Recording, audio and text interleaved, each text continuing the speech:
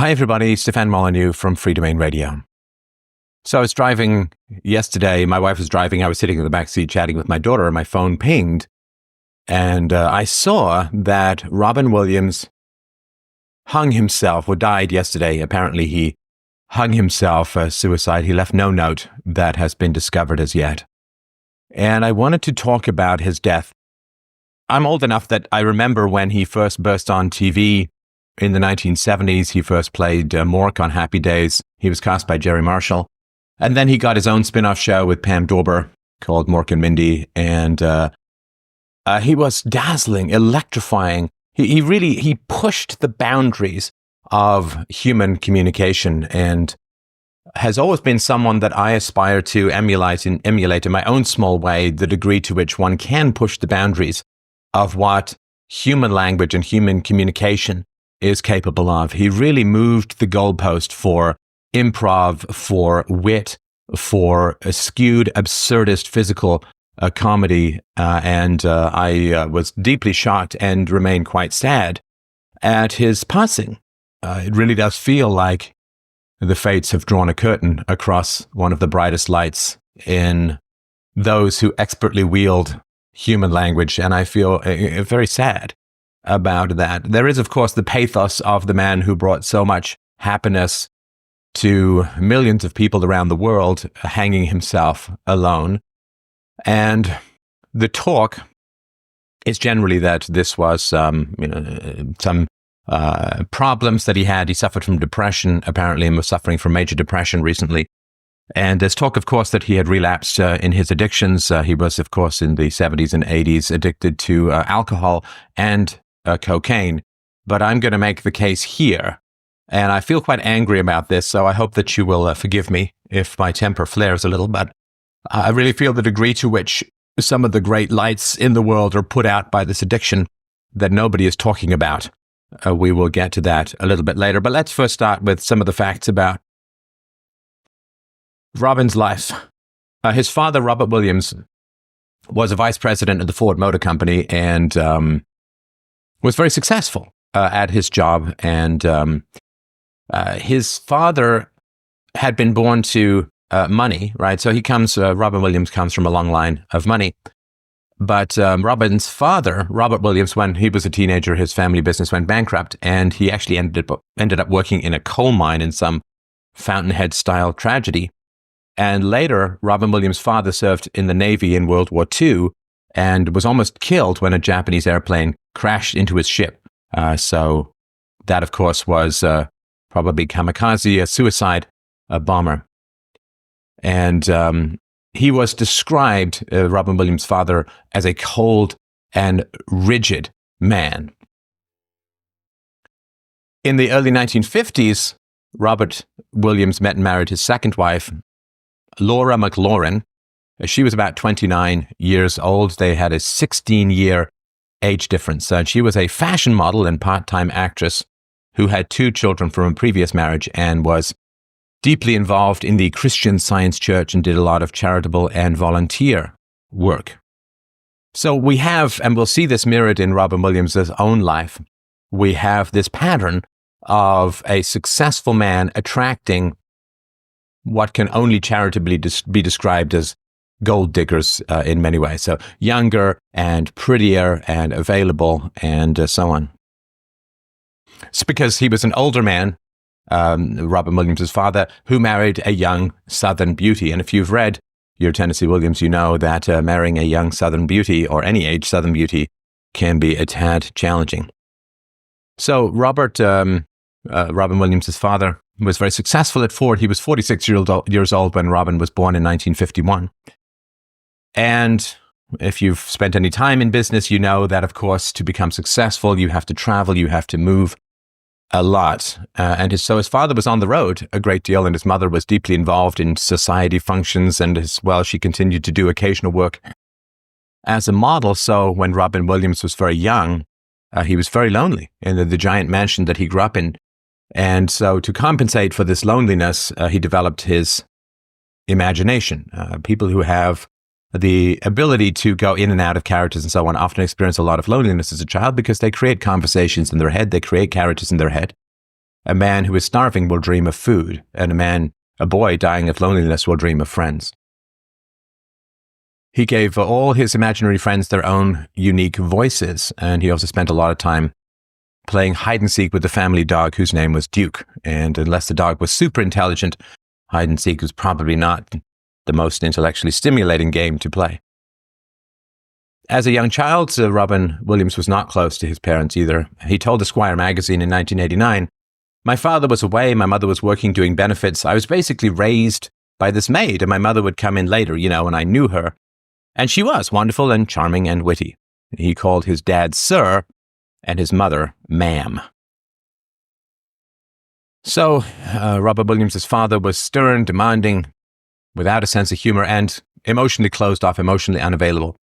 He expected perfect performance from Robin at school, but no matter how hard Robin worked, he was never certain he had done quite enough to please his father. He yearned for his father's praise, of course, as all children do, but he never really got it.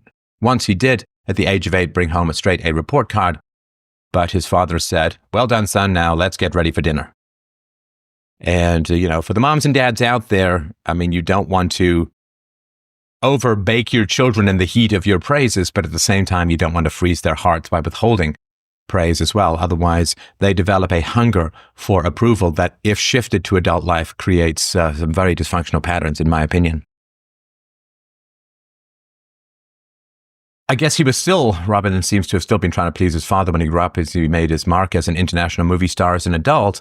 He would insist in interview after interview that he knew nothing but love and devotion from his father, even though he was hardly a warm and loving man. So, as a child, Robin Williams quickly learned that his mother loved to laugh, and the way for him to have some kind of impact on her was to make her laugh. So he told Esquire, "I think maybe comedy was part of my way of connecting with my mother. I'll make mommy laugh, and that'll be okay." And the idea, I call it me plus. I have to be me plus something in order to be loved, to have connection, to make contact, to be of value to people. So I have to be me plus good looking. I have to be me plus rich. I have to be me plus funny. I can't just be me and be loved for who I am. I can't just be cake. I have to have icing. Me plus is the root of a huge amount of dysfunction in the world. It's why people rape the environment by gathering more resources than they really need. It is why there's a cosmetics industry. It's why there's plastic surgery. It's why there's all this dysfunction. Me plus. Well, avoiding me plus or dealing with the agony of me plus is essential to actually get a connection. Because me plus is always me plus a show. Me plus a show of money, of beauty, of sex appeal, of comedy, of you name it. So me plus, and I think that the me plus ends up in a significant me minus later on in life. So he studied, of course, he played games of make-believe, and he also watched television, of course, that came into American homes in the 50s. Now, as we mentioned, Robin did have 2 half-brothers, Todd and Lauren, but they were both much older than he was. He told Playboy in 1982, "There were no other kids in the neighborhood. There was nobody around to play with. My half-brothers, Todd and Lauren, were a lot older than I, and I didn't see them until I was about 10. Todd always extorted all my money. He'd come into my room and say he needed some beer money, and I'd say, 'Oh gosh, yes, take it all.' My mother would get furious because Todd would get into my piggy bank and walk out with $40 worth of pennies." This tells you something about the character of his mother, that she raised these selfish, bullying, preying upon little kids, stealing their money children. And this exploitation and having his money stolen from him, which is the addiction that I will talk about in a few minutes, was a constant theme of Robin's life, and I would argue was what killed him. Now, as we mentioned, his father was a successful executive, so he needed to move a lot. By his own estimate, by Robin's estimate, he attended 6 schools in just one 8-year period. So he's always the new kid in class, and he was also bullied constantly. When asked by Ladies' Home Journal in 1997 what the hardest part of his life was, Robin Williams said, "I was small and overweight, and slow and pasty white. I remember in 6th grade being called leprechaun and dwarf. I would go home crying." Mom and Dad had put me in a public school, and most of the kids there were bigger than me and wanted to prove that they were bigger by throwing me into walls. There were a lot of burly farm kids and sons of auto plant workers there, and I'd come to school looking for new entrances and thinking, if only I could come in through the roof. They'd nail me as soon as I'd go through the door.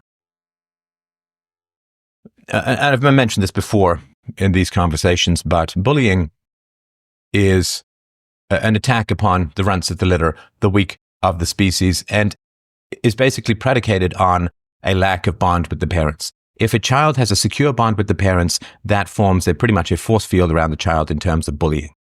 If the child does not have a strong bond with parents, then it's like separated from the herd. Those are the ones who get picked off by the human predators in childhood and adulthood. So keep your contacts as close as you can. They provide an amazing shield against bullies and users. So, as Robin grew older, of course, he developed two strategies to defend himself from the abuse that he was receiving in the government schools. So he took up wrestling and cross-country running to lose weight and build up his muscles, and he found out that he could make other people laugh. And if he could make other people laugh, they wouldn't attack him. So he said, I started telling jokes as a way to stop getting the shit kicked out of me. Now, he'd had years and years of practice making other people laugh because the me plus for Robin and his mother was, Mommy will pay attention to me if it's me plus jokes. And there's something incredibly and fundamentally humiliating about that. Needing to be a performing monkey for your own mother, for her to pay attention to you, is a wretched and vicious experience to have in perpetuity as a child. In 1969, Robin's father quit Ford and moved the family to a small town in North Carolina, which was part of the counterculture movement, hippie culture, and drug use. And the teenagers there smoked marijuana and took LSD because cocaine was too expensive, and Robin found himself fitting right in. So in 1982, he recalled, it was wonderful and very, very weird. I went to Redwood High School, which had courses in 16mm filmmaking and a lot of psychology-type classes. It was the height of the encounter period, and in a lot of classes, teachers would get everybody together for an energy hug. I remember one teacher would sometimes just stop what he was doing, and then a few kids would start pounding out a beat, and everyone would get up and dance around the room. It was incredible to go from a private all-boys high school to a place where there were Gestalt history classes and where kids were always flying around on acid. And in one of his greatest movies, Dead Poet Society, he based the character on one of his own history teachers. He told Playboy, at first, I still carried my briefcase, and guys would either ask, who's the geek, or stare at me and say, wow, a briefcase, how unmellow, you're really creating negative energy. In the Midwest, if your classmates thought you were creating negative energy, you'd hear, yo, followed by a right cross to the jaw. Right after I started wearing jeans, somebody gave me my first Hawaiian shirt, and after that, I was gone. I got into the whole wild phase, and I learned to totally let go. And soon after that, he made his first experiments with drugs. Now, I've got a whole presentation on this called The Bomb in the Brain. You can go to fdrurl.com/BIB to look it into more. But drug use is basically an attempt to self-medicate a brain that is developed dysfunctionally through the absence of parental attachment. So when you don't get parental attachment, when you don't have love, when you have to be me plus, your brain develops with shortages of dopamine or endorphins, and therefore you end up having to substitute these substances, which should be naturally occurring in your brain, with external supports for those missing substances. And so when you first take these drugs, you realize that you've had something missing your whole life. Most people, if they've got a happiness level of like 100, they take a drug that goes to 110, 120, then they go back to 100. But if you started with a happiness level of 20 or 30, you take a drug, it takes you to 80 or 90, you feel normal for the first time in your life, and then you crash back down. That's where the addiction comes from. This is why some people can take the drugs and just whatever, and then some people, it completes them. They realize what it means to not be in pain, and this is where the addiction comes from. And there are ways of dealing with it, of course, without drugs. But he was not exposed to that information as far as I've been able to find out. So Robin expected to become a diplomat, so he moved to Claremont Men's College near LA after high school. But he got involved in those dirty hippie theater people. Oh, yes, that was my experience too. And he realized that on the stage, he could really make people laugh. This was the trigger event because it was so easy for me. It was instantaneous. He told Reader's Digest in '88, I kind of exploded, right? So he's been trained to make his mother laugh. He's been trained to keep the bullies at bay by making them laugh. So this is not out of nowhere. It's not instantaneous at all. It's like me being raised in a Japanese household and then saying, it's weird. I could just speak Japanese. It was instantaneous. Well, it's not, but it shows that he did not really grasp the degree to which his childhood was developing the me plus problem that I think plagued him his whole life. So he started spending more and more time in the theater and less time in classrooms. I remember when I have a minor theater background. I went to the National Theatre School in Canada for a couple of years studying acting and playwriting. And then I did a whole bunch of plays. I was Macbeth and on stage. In college and a couple other plays, I ended up just completely neglecting my schoolwork and doing plays and all that. So he returned back home after failing most of his courses and then transferred to the College of Marin to continue working in the theater. And his comedic ability started to develop when he was hanging around San Francisco's comedy clubs. So in 1973, recruiters from New York's prestigious Juilliard School stopped in San Francisco for auditions for the school's acting program. And Robin auditioned and obviously blew them away, was offered a full scholarship. He also was one of the only 2 students to be accepted into the advanced program at the school that year. The other was Christopher Reeve, noted for playing, I think magnificently, Superman, and who then had a tragic accident. He fell off a horse and was paralyzed and then died as a result of this paralysis. And they basically were very close friends, and they took the classes, basically did 2 of them in the class at some points. And it is prestigious. I mean, I remember when I auditioned for the National Theatre School, they only take 1% of applicants. And I got in. I had an audition. I did something from the Zoo Story by Edward Albee. My original audition, which I didn't have the courage to do, which I will reproduce for you here, was Rosencrantz and Guildenstern has only one in the stage directions. It's the Samuel Beckett play. There's a tree which has a leaf in the first act and no leaf in the second act, and I was allowed a 3-minute adapted audition. I was going to stand there for a minute and a half like this, and then do this. But I thought that might be a bit obscure for them, so I've decided not to do it, but lo, these many years later, I have reproduced it for you here. That's some gripping stuff. So after he graduated, he was on the short-lived Richard Pryor show on NBC, and then, as I mentioned, he was cast as the alien Mork in Happy Days, and then from 78 to 82, it was a spin-off show. And in the late 70s and throughout the 80s, he began doing stand-up comedy, 3 HBO comedy specials, and in 78, June 4, 78, he married his first wife, Valerie Velarde. And during this period, he was addicted to cocaine. He was among one of the last people to see John Belushi before John Belushi died of a drug overdose, March 5th, 1982. And it was that tragedy that, I guess, woke him up, was the wake-up call for Robin Williams, and he quit cold turkey. And he also, of course, he had a son who was about to be born, and he said, you've got a responsibility, it's more than you. But the important thing to note here is that his wife married him and decided to have a child on him while he was taking drugs and alcohol, while he was a cocaine addict.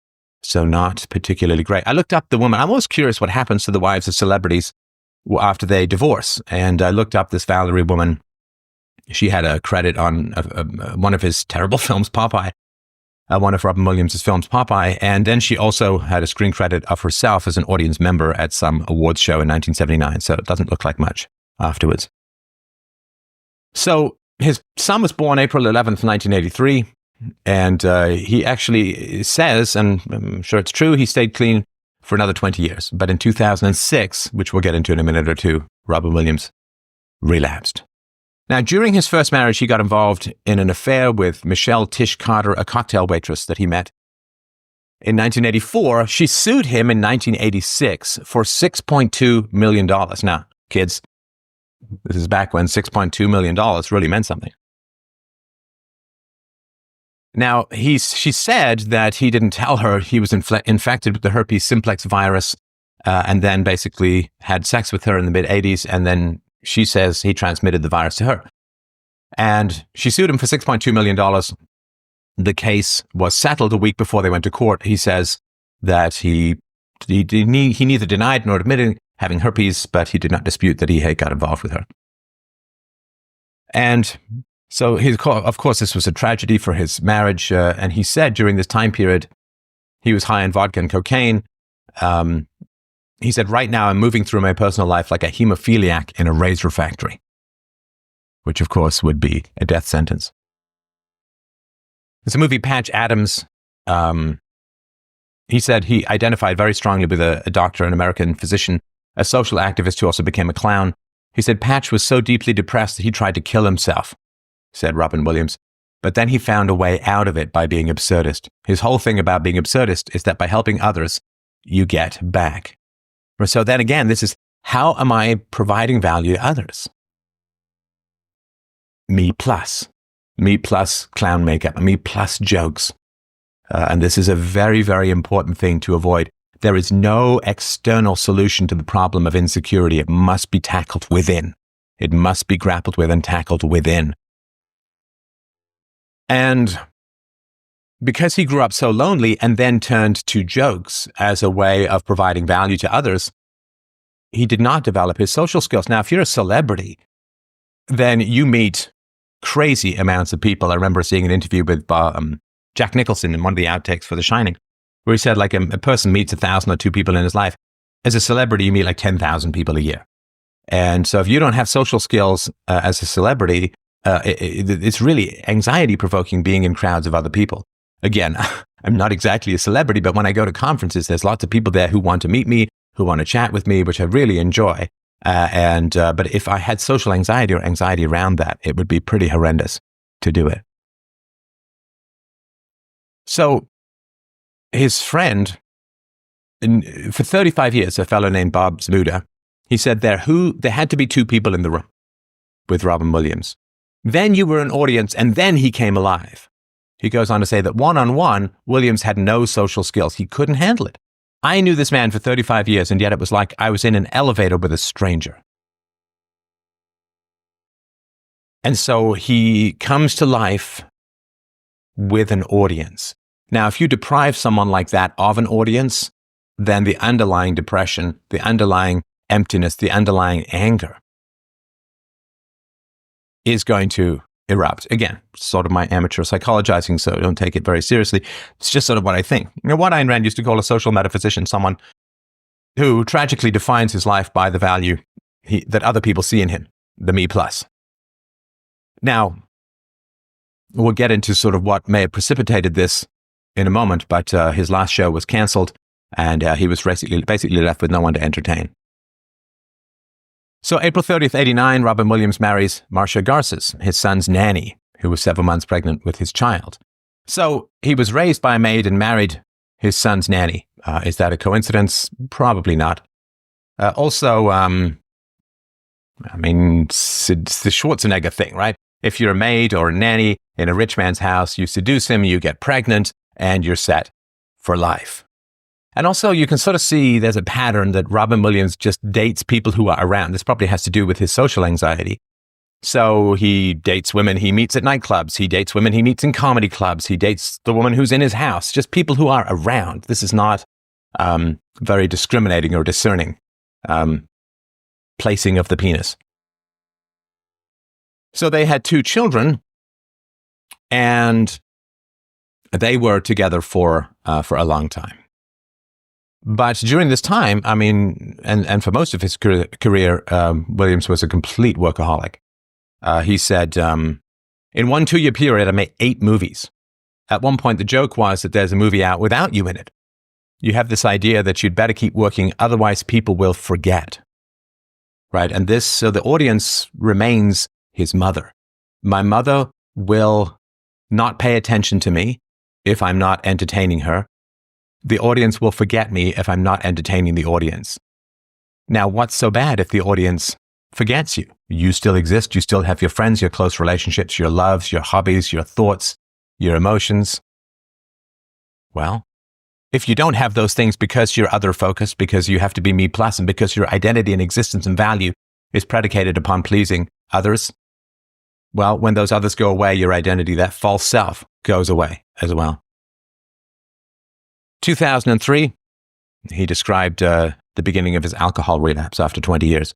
He said, one day I walked into a store and saw a little bottle of Jack Daniels. And then that voice, I call it the lower power, goes, "Hey, just a taste, just one," he says candidly.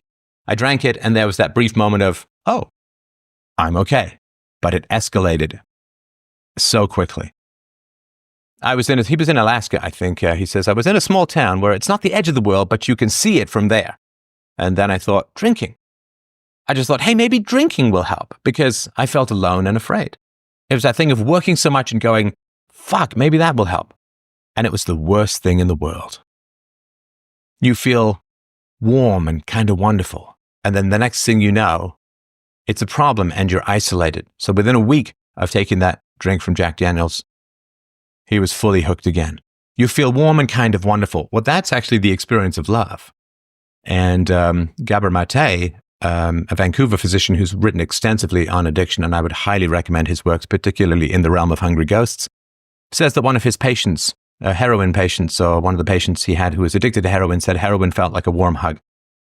And we know that children who are cuddled and nurtured and breastfed feel warm and secure, and it releases happy chemicals in their brain. Children who don't experience that, when they get those external chemicals from drugs or alcohol, they then feel like they're being hugged for the first time by the mother who never did or rarely did. And it's an irresistible feeling. Without strong and strict self-knowledge approaches and really great therapy, it's an irresistible feeling. It wasn't fun while it lasted.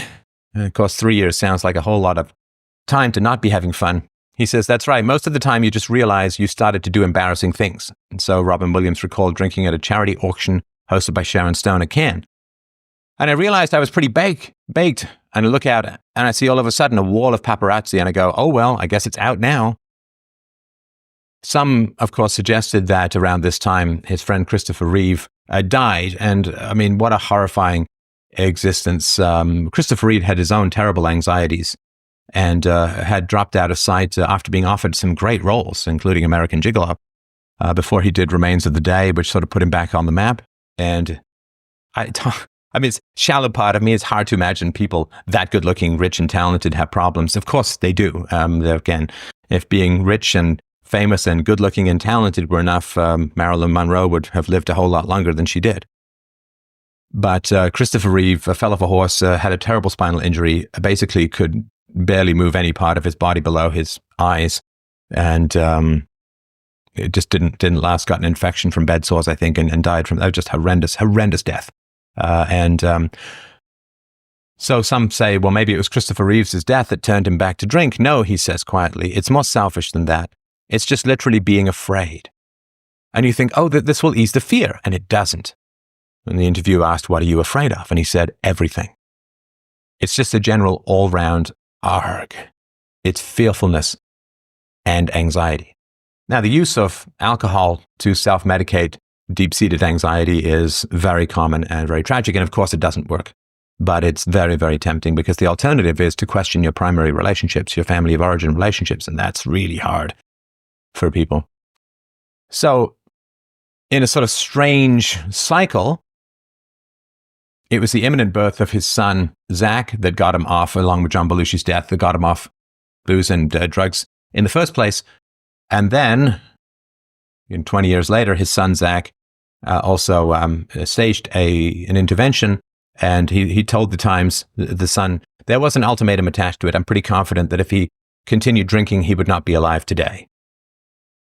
And so the ultimatum is probably you have to quit drinking, or we're not going to have a relationship. So he goes back to AA. Williams says, I felt so good about the first AA meeting I attended that I went out and drank the next day. He was persuaded to come back. A friend said, hey, we don't shoot our wounded. Come back. Now, I'm going to say this. I don't know exactly what he's meaning, but I know it's important. So why did he say he fell off the wagon? He said, I think I did it because it would actually allow me not to talk. It was like reverse medication. It's that idea of, oh, okay, you don't have to talk to people. It kind of shuts you down. So I would guess, right, and again, this is all just speculation, so, and it comes really out of a place of love and respect for the man, but I would guess that he didn't know how to interact with people without being on. Being on is exhausting for a long period of time. I really strive when I'm in sort of social situations with people who know me and know my work to not be on, but to be connected, to listen, but not to be a performer. That's really, I mean, I do kind of philosophy as performance art as it is, but I really think it's important to not be on, to give people the connection and solidity that they crave, but without being a me plus. Because if I'm not a me plus, then they don't feel they have to be a me plus as well, right? Because a comedian who's telling jokes is saying the value here is me plus jokes, and the audience and listening to the jokes say the value is me plus money plus laughter. And so nobody is there for each other. They're there for financial and emotional reasons that don't have anything to do with genuine human connection. So I think that for him not to talk was very stressful, was very anxiety provoking, because it would be like he's desperate to make a connection with his mother as a child. The only way he can do it is through making jokes. And then being not talking is very stressful for him, because it means that his mother's going to drift away, that he's going to have no connections, that he's going to go back to his horrible life of imaginary friends, hand puppets, and playing hide and seek with the family dog in an empty floor of an empty-hearted house. So my guess is the drinking had something to do with that. Now, he talked about his addiction. He said, addiction, is not caused by anything. It's just there. It waits. It lays in wait for the time when you think, it's fine now, I'm okay. Then the next thing you know, it's not okay. Then you realize, where am I? I didn't realize I was in Cleveland. Now, this is not true. And addiction is caused by early childhood trauma. And this, again, you can look at the science behind it in my presentation, fdrurl.com/BIB. So in March 2008, his second wife filed for divorce after 19 years, citing irreconcilable differences. So after 20 years of sobriety, the relationship basically cracked and faltered after he was 3 years back on alcohol. So he entered rehab and by all accounts has remained sober since then, but the trust was broken, says a friend of the family. She's hurt. Williams later said, I was shameful, and you do stuff that causes disgust, and that's hard to recover from. You can say, I forgive you, and all that stuff, but it's not the same as recovering from it. It's not coming back. Now, if you are an alpha, a male, right, and he was an alpha, of course, rich, famous, and quite a good-looking guy, and you are targeted by hypergamous women, right? By women who want to trade up, by women who want to get the security of a rich man's sexual attention or child. And whether when he says I'm doing disgusting stuff, it may have been affairs. I don't know, because it was never particularly detailed. But until you're in the laser sights of hypergamy-driven women, it's really hard to understand how tempting it can be for men in that situation where women are throwing themselves at you, even if you look like Tom Leykis. So he says, comedy can be a cathartic way to deal with personal trauma. He's been in and out of therapy for much of his life. He says, everyone is slightly dysfunctional. There's a darker side to all of us. Yeah, there are times when I've been depressed, other times not. That's why I have friends and family and even a therapist I talk to. There's nothing romantic, he says, about addiction. The idea that as an artist you have to push yourself and explore the dark side, I went there. You can do a lot more interesting stuff when you're not messed up. During an interview where he didn't really talk much about the therapy, but at one point he said, I think the more you understand yourself, what you do, why you do it, this frees you up to do other things and to be other people. Be other people. I don't think that the point of self-knowledge is to be other people, but to be authentically who you are, your original self, which is angry and hurt at neglect and trauma as a child. If he was asked whether he has any regrets, he said, no, regrets don't help. That's an interesting, very compressed, there's only 4 words there, but it's very interesting. So he says, no, I don't have any regrets. And then he says, regrets don't help. So what that means is he has regrets, but he's repressing them as being unhelpful. Well, I think it's important to have regrets, because to not have regrets is to not have empathy. We've all made mistakes and have hurt other people, which we regret. I regret. And to have regrets is important. Now, let's get to the real addiction that I'll argue caused the end of this tragically gifted man. So his 2 divorces and the herpes settlement cost Robin Williams an estimated $35 million. His 2 divorces and the herpes settlement cost Williams an estimated $35 million. Let's just reduce this to base penis and pussy. If he had decided to pay a prostitute $1,000 every night, he could have had daily sex for about 96 years.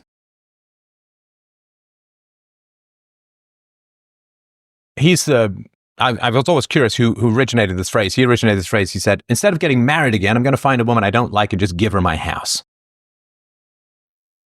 And one of the reasons he was such a workaholic is he had to pay for his ex-wives. Now, this is absolutely staggering stuff. And I've seen my parents divorced when I was a baby. And more than a decade later, when I was 12 or 13 years old, I'd sit with my mom in a restaurant and she'd drop all these lists of everything that she wanted my dad to pay for and so on, right? And because of that, because she was waiting and hoping for this money bomb to fall out of my dad's nutsack, she didn't get her own life going, because she's, you're holding a winning lottery ticket, you ain't applying for jobs. And this alimony stuff, child support is different, right? So, but in child support, children aren't really that expensive. Children will cost, maximum $500 more a month. But this alimony stuff is wretched, and I think it's so destructive to women and to men. The man had to work because he had these vampiric estrogen-based parasites hanging off his wallet, who considered themselves entitled to all the money from his work, his pain, his workaholism, his genius, his gifts. Why? Because they had sex with him. That's the only difference. They'd been female friends living with him. If they hadn't had sex, just being female friends with him, they would be entitled to nothing. Women who are pursuing alimony turn a marriage into a whorehouse, because they're basically saying, I want to be paid now for having had sex with you in the past. How alimony is not welfare for rich whores is absolutely beyond me. It is horrendous. If you're a wife, let's just say, again, I know this goes both ways, but we're just talking about the vast majority. This is women. If you're a wife, you have a job called being a wife, right? I had jobs before I did this. I had jobs working, running and working for software companies. You have a job called being a wife. Now, if you get fired, if the man divorces you, guess what? You lost your job. You don't get paid. And if you quit, you don't get paid either. If I go into my boss, when I had a boss, I go to my boss and I say, hey man, I don't like working here anymore. I think you suck. I'm quitting. But, by the way, you still got to pay me, right? What sense would that make? And how much more likely would I be to quit if I knew I was going to get money, the same amount of money as if I'd still been working, maybe more? Madness. If you quit your job, you don't get paid. If you get fired, you don't get paid. Marriage is a job. You are getting paid for being a wife. No longer wifey, no longer payee. But this is just vote-buying bullshit that politicians do to women. It also allows women with kids to break up a marriage and not have the kids get upset with them because of a drop in living standards, right? The style to which they keep them in the manner to which they've been accustomed. Bullshit. The man's accustomed to having a clean house, a cooked food, and sex. He's not getting any of that anymore. So why is the woman getting all the money? Did she do the work? No. Yeah. Putting up with difficult people is not a job that gets you paid. Otherwise, my mother would owe me a fortune. When asked why he made less than stellar movies like Old Dogs, 2009, Robert Williams said, it paid the bills. Sometimes you have to make a movie to make money. He didn't mistake them, he adds, for intelligent scripts. You know what you're getting into, totally. So, when he was 57, he had an operation to replace an aortic valve on March 13th, 2009. He was forced to cancel, so he was getting shortness of breath doing his one-man comedy show, Weapons of Self-Destruction. And he planned to return to going on the road only 7 months after having heart surgery. And he said, I realized I was running out of merchandising money from Bicentennial Man. Great joke. He married his third wife, graphic designer Susan Schneider, on October 23rd, 2011 in St. Helena, California. He met her shortly before his heart operation, and she nursed him through convalescence at his California home. So, 2 marriages, 2 divorces, now married again, and he was on the verge of bankruptcy after these 2 costly divorces. And when he was 62 years old, after more than 30 years away from the small screen, he returned back to TV to star in The Crazy Ones with Sarah Michael Gellar.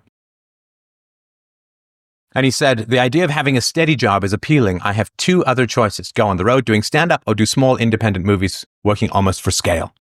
The movies are good, but a lot of times they don't even have distribution. There are bills to pay.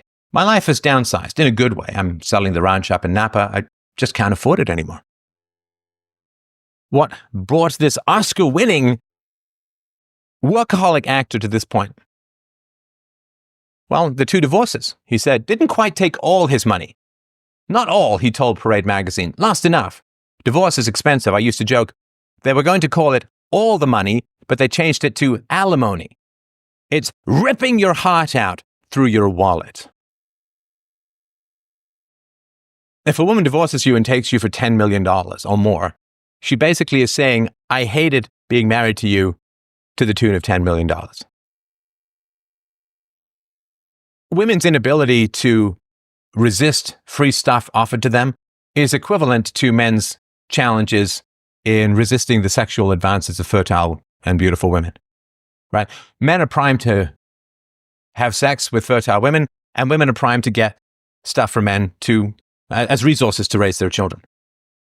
But I still, when a man strays on a woman, when a man is married and then has an affair with a younger, beautiful woman, he's a jerk, right? He's a jerk. He's breaking his vows, a bad guy. Ladies, if you go after your husband after you've been fired from your job as wife or you've quit your job as wife, you're equally horrendous. You're equally horrendous. You are destroying his heart. You are taking his money. You are stealing from his labor. Quit your job by all means. Don't expect to get paid when you quit your job. Get fired from your job if you're doing a bad job by all means, but don't expect to get paid if you get fired from your job of being a wife. Stop taking free shit.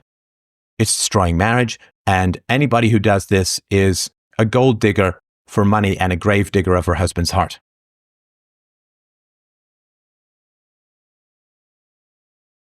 May 10th, 2014, CBS announced that it had canceled The Crazy Ones. I never saw it, but the reviewer said that he looked tired and all that throughout it, and that doesn't work on TV. So in July, he checked into Hazleton Addiction Treatment Center in Minnesota at a program aimed at maintaining long-term sobriety. His rep said, after working back-to-back projects, Robin is simply taking the opportunity to fine-tune and focus on his continued commitment, of which he remains extremely proud. August 10th, 12:02 p.m. Williams was pronounced dead of an apparent suicide due to asphyxia. He hung himself. He has been battling severe depression of late, said his media representative. His wife said, this morning I lost my husband and my best friend. While the world lost one of its most beloved artists and beautiful human beings, I'm utterly heartbroken. A recent CNN article concluded Williams' fans could look forward to 4 more movie appearances coming to theaters, including another installment in the Night of the Museum franchise. Even in death, he's working to pay the bills of his vampiric and predacious ex-wives. So, yes, Robin Williams died of an addiction. I would argue that he died of an addiction. Women's addiction to free stuff. Single moms is basically the foundation of the welfare state. Free stuff. And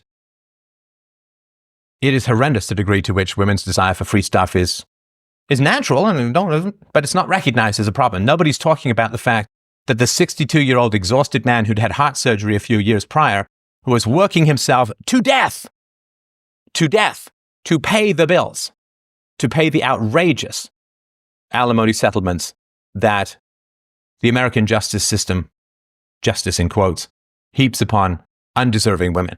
Marry a rich guy? Great. Fantastic. Good for you, sister. Don't take his goddamn money when you leave.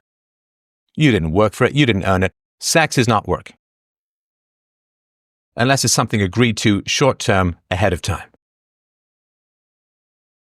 The addiction of women to stripping the flesh from the bones of their husband's finances, of their ex-husband's finances, that is the addiction that kills so many men. Post-divorce, suicides among men are very high. Now, again, he's not recently divorced, but he had just canceled, his show had just been canceled. So this exhausted man, this broke man, this broken man, Robin Williams, was facing a future where he could not probably pay his alimony payments. He could not continue to pump money at his vampiric ex-wives. And so, like John Cleese, like Scott Foley, like so many other men, he then has to go. What is he going to? He's going to have to go on the road. He's going to have to go on the road at 62 years old, when he should be on the verge of retirement. If that's what he wants, he should be relaxing and enjoying his time, getting ready for grandkids. No. He has to go on the road. Exhausting, lonely, debilitating, and somewhere, an environment which is very addict-provoking prone, right? He's much more likely to drink when he's out on the road. The last time he was on the road, he had shortness of breath and ended up in hospital, having part of his heart replaced with pig valves. His TV show got canceled. He's facing massive bills. He sells his house because he can't afford to pay his bills, and then he's got to go back out on the road. John Cleese did this. He had to pay his wife ungodly sums of money, and he had to go, he called it the alimony tour. He had to go out on the road in his 70s and go and pay. Because, God damn it, men are just disposable goddamn workhorses, right? Go work! Get the bitch some money! Give me the money! That's all they have. And this poor man had to go back out on the road, or he would face prison. Right? There's no debtor's prison. You don't go to prison for your debts unless you owe the IRS or you owe an ex-wife. Then you go to prison. He may have been facing prison time for his inability to pay his debts. Dave Foley, a Canadian comedian who was on a sitcom with Phil Hartman, News Radio, I think it was called, and he got divorced during that time. He owed insane amount, $17,000 a month or something like that, because he was making a lot of money at the time. He was also in A Bug's Life. And after that, sitcom died for quite a while, right? On TV. And he couldn't get the work to make that kind of money. So he goes to the court and he says, "Hey, Mistress Judge, can we kind of adjust this? Because I'm not making that kind of money anymore." She's like, "No, fuck you. You can't see your kids. You can't re-enter Canada. We're going to arrest you and throw your ass in jail if you don't cough up $500,000. So he can't see his kids. He's got to write them that horrible letter. Why? Because the family court system, the ex-wife, the lawyers, the whole screwed up. And just watch Divorce Court. There's a documentary. Just watch it. Just watch it. I mean, it's really important to understand. In Europe, you don't get alimony in some places in Europe. I mean, you can get a couple of $100 a month for child support. Fine, right? Reasonable. But none of this keep the woman or the children in the style to which they've become accustomed. It's complete bullshit. He died from addiction, but not his own addiction. He died from women's addictions to free stuff, which is not free, but paid for with the life of the workhorse. Mel Gibson's divorce cost him $425 million. Paul McCartney, Heather Mills. I mean, what was that, $80, $90 million? I mean, are we insane as a society and as a culture? Where's this patriarchy everyone keeps talking about? Are we so insane that we think that this is somehow some kind of viable legal system? People are being worked to death. Men are going to prison because they're unable to feed the insatiable maw of their ex-wives' grasping, vacuum-pussied hypergamy. There is tragedy in comedy. It is important if you know people who are focused on being funny to really connect to them on a human level and ask them to put that aside. We don't expect doctors to diagnose us at the dinner table. We don't expect Pavarotti to sing for his supper, and we should reject constant joke telling from those around us because we need to get to the underlying insecurity and the connection. Celebrities are in many ways closer to us than our friends and our family. We see celebrities cry, we see them vulnerable, we see them laugh, we hear them talk about very important things, particularly comedians. He talked about drug addiction, loneliness as a child. He talked about divorce and the pain. Robin Williams and other comedians like Joe Rogan talk about very personal and powerful and difficult things. And most people get more connection with another human mind sitting in the audience of a comedy club than they do from 100 dinners with their supposedly close friends. So we see and we connect with celebrities, even if it's just on screen. Watch the park scene from Good Will Hunting. How many times do you hear somebody clearly and powerfully express themselves in that kind of way? How many times have you had that in your life? So we do have an emotional attachment to celebrities. They show us an intimacy and a connection that so often we don't get from our personal lives, which is why when they die, it's so painful for us because it awakens for us the lack of connection that we've had so often in our lives. So it does matter that he was alive. It does matter that he died. I'm incredibly sorry about the mother that Robin Williams had and the father, right? The father marries a young beauty, and he married these young beauties who took him for everything that he had. Fuck you, ladies. Fuck you for killing a great soul. Fuck you for fastening on his jugular and sucking the life, blood, and money out of the man to the point where he worked himself most likely to death and was facing a disaster. He'd already sold a lot of his stuff. He'd already sold his house, his memorabilia, and he just could not keep shoveling money fast enough at this evil system and these evil women. So like Aaron Swartz, maybe he was facing jail time. Maybe that's what he was afraid of. Couldn't pay the women. What was he going to do? There is a tragedy in comedy. Chris Farley, an incredibly funny but brutally self-mocking overweight comedian. He was in Beverly Hills Ninja and Black Sheep, I think. A funny guy. How did he die? Well, he died of a drug overdose. And it's unbelievably tragic. Chris Farley, the 4 days before he died, partied straight for 4 days. He smoked crack, snorted heroin with a call girl, with a prostitute, then took her back to his apartment. When they argued about money, she got up to leave. Chris Farley tried to follow but collapsed on his living room floor, struggling to breathe. His final words were, "Don't leave me." While the whore took pictures of him, stole his watch, wrote a note saying she'd had a lot of fun, and then left. And Chris Farley died face down in a carpet, alone, unable to even pay a bitch-hearted woman to hold his hand while he died. She stole his watch, she took a picture, she wrote a note, she left. I'm sorry. I'm incredibly sorry that Robin Williams is dead. He was the only good thing in the movie Aladdin, in my opinion. I'm sorry that he was dead. I hope that we can learn something about this most dangerous addiction that American society has in particular, which is the addiction to feed, the wounded vanity of hypergamous women, the soul, flesh, life, blood, and money of men whose accomplishments they could not hope to approach.